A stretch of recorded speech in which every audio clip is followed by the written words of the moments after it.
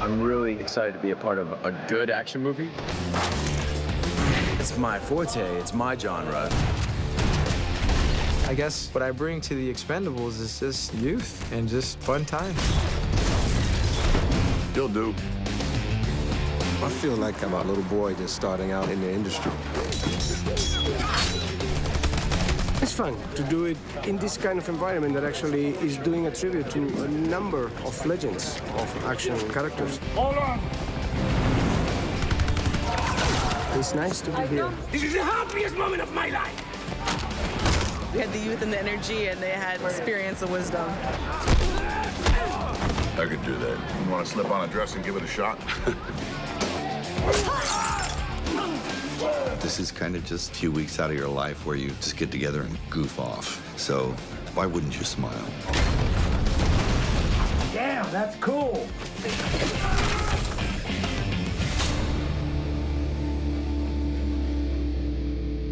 Three, two, one, go. Impact, commitment, get in there. A couple of them are very accomplished already in their other sports. They're champions, so they bring a certain kind of fire in their gut, and that's what I was looking for. I was looking for people that are just salt of the earth, real individuals that someone can identify with, and it's always right here, and they got it here. They're truly into it. I remember Glenn, he wouldn't stop. I mean, he wanted to be in this movie, and he really campaigned for it. I could do that. I was filming a movie down in Florida, and my buddy from Millennium hit me up and was like, yo, like, you're really good for this. So I put this thing really quickly on tape, and then I found out that I was down to the last 3. So I wrote Sly this like big long email that was just like why I was raised to be an expendable. My mom was Secret Service. I've been shooting guns since I was like able to walk. My uncles were MMA guys. So I said, you're gonna meet a lot of actors that are not the real deal. If you cast them, you'll regret it. If you cast me, I'll go into the trenches and I'll fight with you.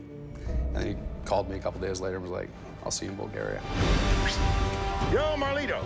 2 years ago, I went through a huge boxing match. I sold out the Staples Center doing what I do, boxing. I get my jaw shattered in the 4th round. Next thing you know, 3, 4 days go by, still in the hospital, my jaw wired shut, 2 metal plates and 12 screws. Talks went amongst each other. Next thing you know, my agency say, Victor, would you be up for doing a movie like Expendables 3? Long story short, I go upstairs and Mr. Stallone, it's a great pleasure to meet you. Please just call me Sly. You ever acted before? Absolutely not. Why do you think you deserve to be in my movie? I'm a workhorse, and I will do anything to meet your needs, and I'll rise to the occasion, sir. I'm gonna have you audition right now. You have a problem with that? No, sir. So after that, he says, all right, thanks for coming. Puts his hand out and says, congratulations, you got the part. Now get out of my face before I change my mind. Man, I love the Expendables. I've been a huge fan since the script came out in '09, I believe. They had a character named Mr. Richards, which was a young gun compared to the veterans of the team. Sly called my team, left a message saying, I love this kid, I want him in the movie, but New Moon and the first Expendables, a couple dates just laid on top of each other. And the second one came around and I couldn't do it, and Liam, he got the role, and a part of me's like, damn. You got a better plan. Much better. And then the third one came around, and I'm finally, no more conflicts, so I was really excited. It was kind of like Disneyland for me. Where's the candidate? Right there in the red dress, about to chop those guys in half. Being a fighter and growing up with the Rocky movies, it's always been kind of one of those people you always dreamed to meet. And so when I met with him, he brought up Expendables and the whole idea of all of it, and he offered me the job on the spot. I never even read lines in front of him or anything like that, so he was taking a big risk on me, and then the next day I was in Bulgaria. It was time to go. When we got there, I'm like, wow, this is really happening. We are really here. What a crazy day. So we are the Young Guns. I play John Smalley. What do you guys want from me? You running from something? Originally, we were kind of talking about where he comes from, and we like the idea of him being Barney Ross's essence. That's why he sees himself in John. You have a hard time taking orders, don't you? If I don't know what they are, yeah. He was a part of the Navy SEALs. Mission went bad, and he becomes a lone wolf, just trying to escape the pain. I hear you lost a few friends in the desert. I've been there. He's been there. We all lived it. Well, you don't know me. So his whole arc is getting to trust again and getting to make friends that could die, which is a reality of being in the Expendables.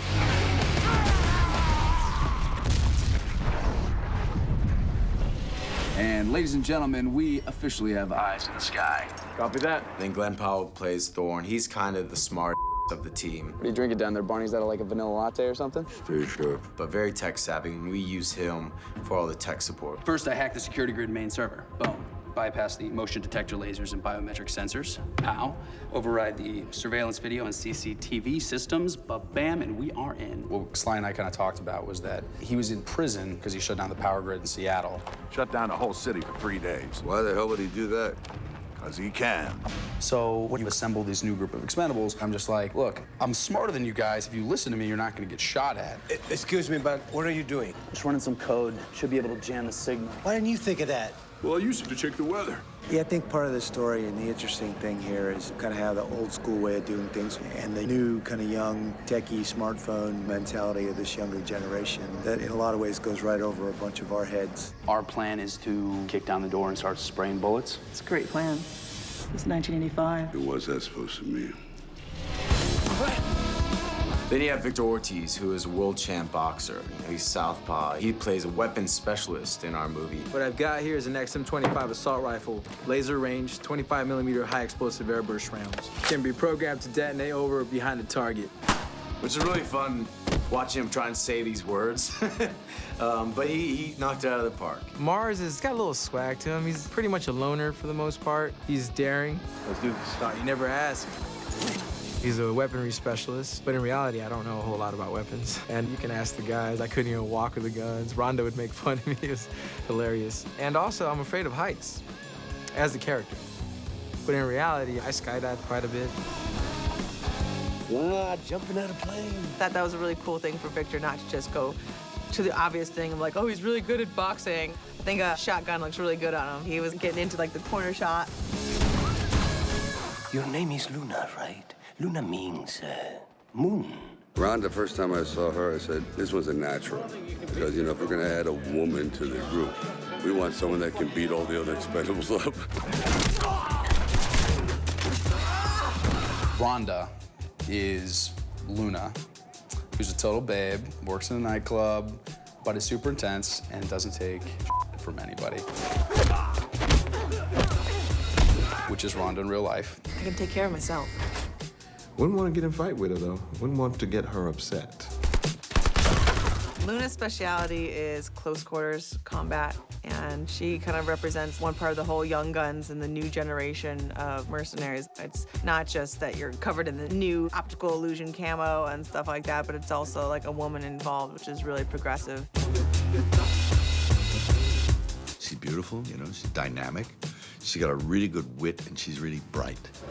I don't think anyone could seriously think that they could come out alive if they sort of had a grappling match with Rhonda. Men.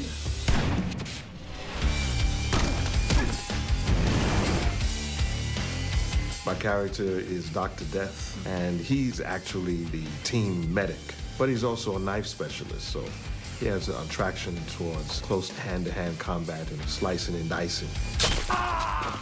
Ting-a-ling, ting-a-ling. But he's also a renegade, and when they break him out, but he's just a little strange, a little different from the way he was before. So why'd you get locked away? Tax evasion.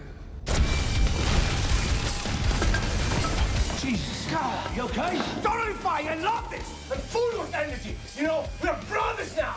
Coming back to action now that I'm 53 years old, it's kind of fun. In a way, it's almost like a tribute to some of those characters that I did in the past, like Desperado, Zorro, characters like that, you know? And I like the character that they created. It's kind of outcast personality outside of the group, but wanting to be in the group, in the Expendables. I want to be your friend. I don't need a friend. So it's a guy that actually uses words a lot, which is not my forte, which makes the character kind of comedy. I can do what you need, whatever you need. I am healthier than I look, stronger than I look, faster than I look. Actually, Shit, you were born in 1984. Of course not, but I feel like I was born in '84. Oh, I was just talking to Sly on the phone, so he wanted me to do a bit, and I said, okay, but you gotta make me the bad guy or something. He said, okay, we'll work with that. How hard can it be to kill 10 men? It's fun to be the bad guy. How you feeling? And it had a little wit and a sense of history, so it was fun.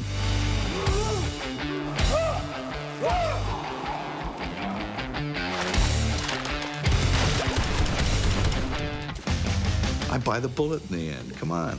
Sly turns me into Swiss cheese.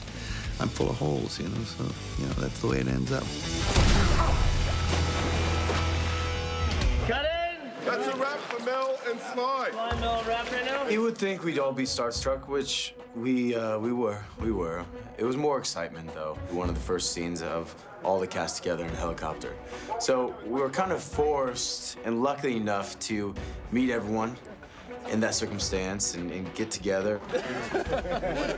I almost got fired the first day. We like take this group picture. It's like the picture where all the Expendables are together for the first time. All right, there we go. So Victor was the only guy that was not in the picture. And I go, Victor, get through the picture, Victor. And I just do my bad Arnold Schwarzenegger impression in real life. And Arnold was right in front of me and he just looked at me and he just goes, like looked at me like, and I was just like, I didn't think this moment would ever come where I'd do that impression and you'd be in front of me. And Sly just looks at me, he was just like, what are you doing, dude? It was just a really great way to build that team spirit and that family environment. I love that Patrick was so hands-on and so excited about it, just as excited as I was to do a good job. And it was very easy to really rally behind him and want to do a good job for him. Well done. And every time I was there filming and Patrick was there, I was like, I want to make sure he has a good day and make sure he's happy with what I'm doing. One more week. One more week. Look at my eyes. I think I'm going to sleep for about a year. Ah, beautiful. Excellent. Check the clip.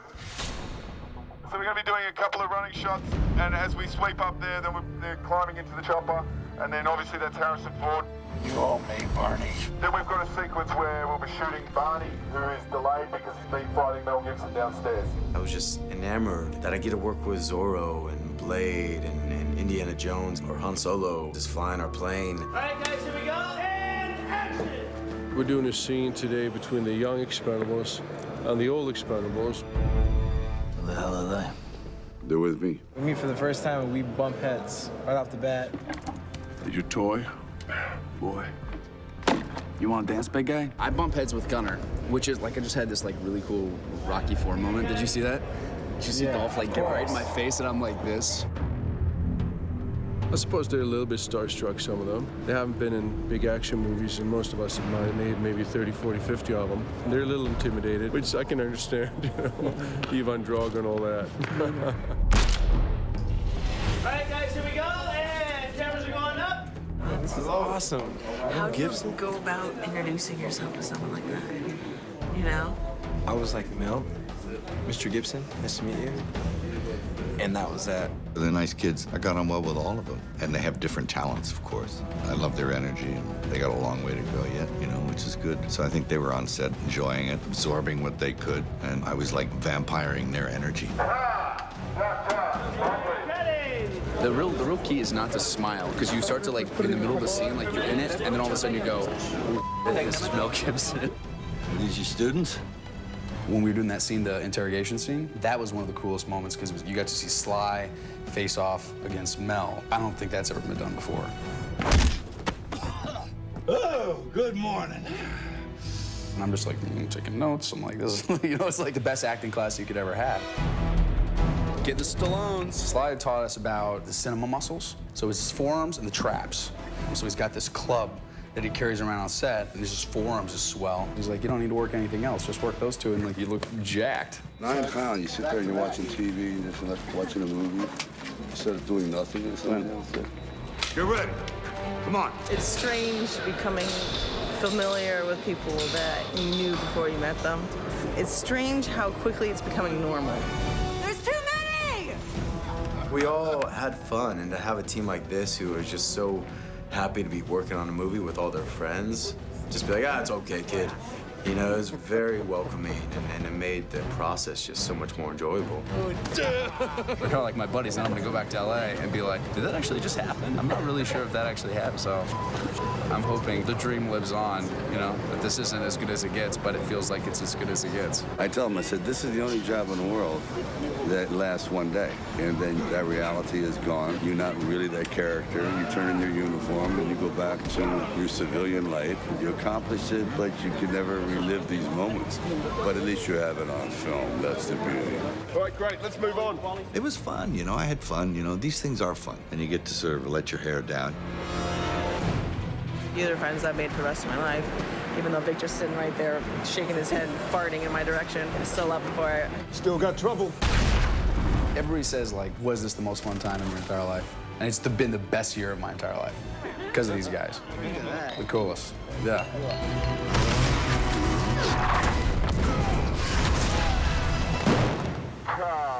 That's a wrap.